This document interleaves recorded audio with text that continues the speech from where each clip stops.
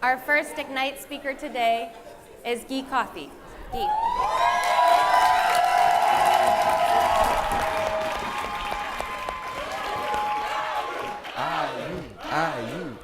You. Okay. Wow. Okay. Wow. Okay. Good morning, fellows. Okay. Before going any further, I have a little game idea like for us to play, whose winner will win a free trip to one of the most beautiful beaches in my country. Ooh. Yeah. So, those here who were not born of a woman, please raise your hand. Is there someone? I think no one. No one? I see that no one is interested in my trip, right?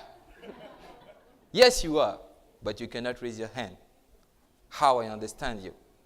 I also understand that my work is over for today and that I can give my 5 minutes to the next speaker, right?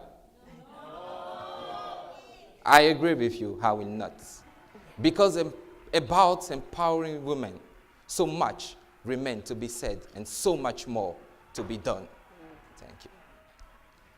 Some of us are definitely saying right now, yeah, they're not a feminist. But how can I not be a feminist when after decades of efforts, 2/5 of women in sub-Saharan Africa are married before the age of 18?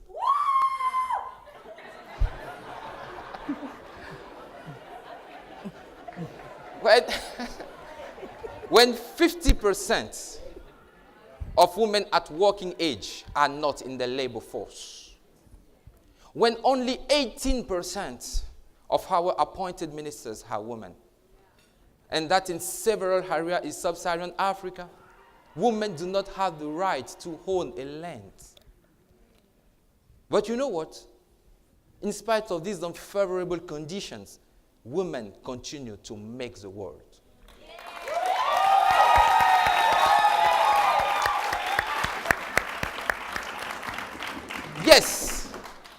Yes, they continue to suffer with joy to give life. To raise a future generation with patience and love. To get up early in the morning to walk for miles searching for water, and then to engage in hard labor on the fields so that the whole family lacks nothing. Some of them complete studies and do extraordinary things which benefit all the society. This is the case of Bridget Mensah, who a few years ago had spinal brain meningitis, which made her deaf, mute, paralyzed, and blind. And after 2 years of difficult rehabilitation, she remained blind, but has since recovered the use of her hearing, her language, and is now a brilliant lawyer in Côte d'Ivoire committed to the rights of people living with disabilities.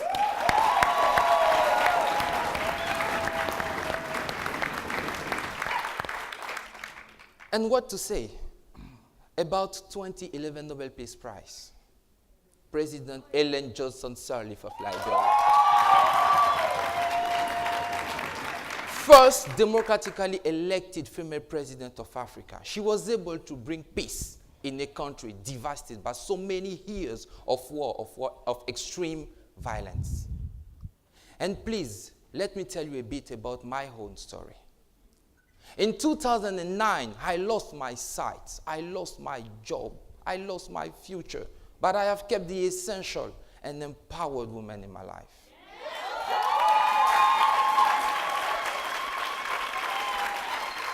You know, I'm very proud of my wife. My wife is an electronic engineer, and when I was unemployed and not able to take care of my family, she worked hard to do it. And now I am an entrepreneur, chief financial officer in a company in which I am also partner.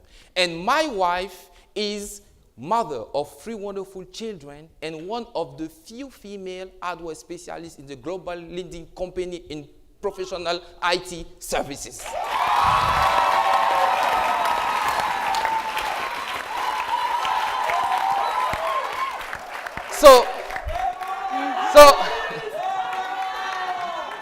So please, agree with me that when we talk about empowering women, it is not about giving them an advantage. In fact, they do not even need it. They are already too strong. But empowering women is about giving them access. Access to the resources that every human being, whether men and women, need to play an active role in the society.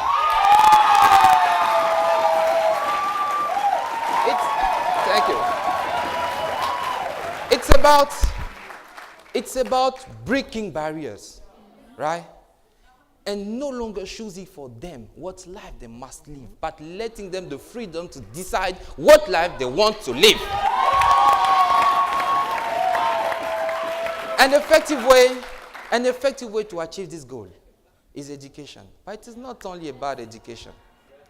It is also for us men, be better sons for our mother, better father for our daughter, better brother for our sister, better husband for our wives, and better male Mandela Washington Fellows for our wonderful female Mandela Washington Fellows.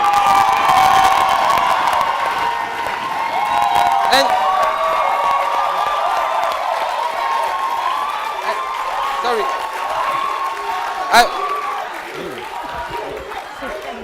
Please, thank you.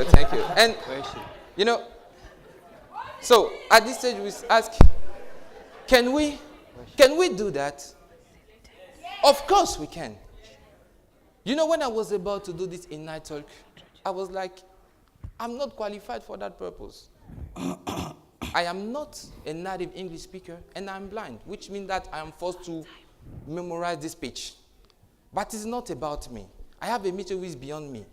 It's about this girl child of 12, dropped out from school to get married against her will, which means that she will no longer be able to bring the society the purpose and gifts she carries. Waiting for someone to come to rescue, not her, because for her it might be too late, but for thousands and thousands of other young girls in Africa, waiting for someone, for their turn to be stolen of the future.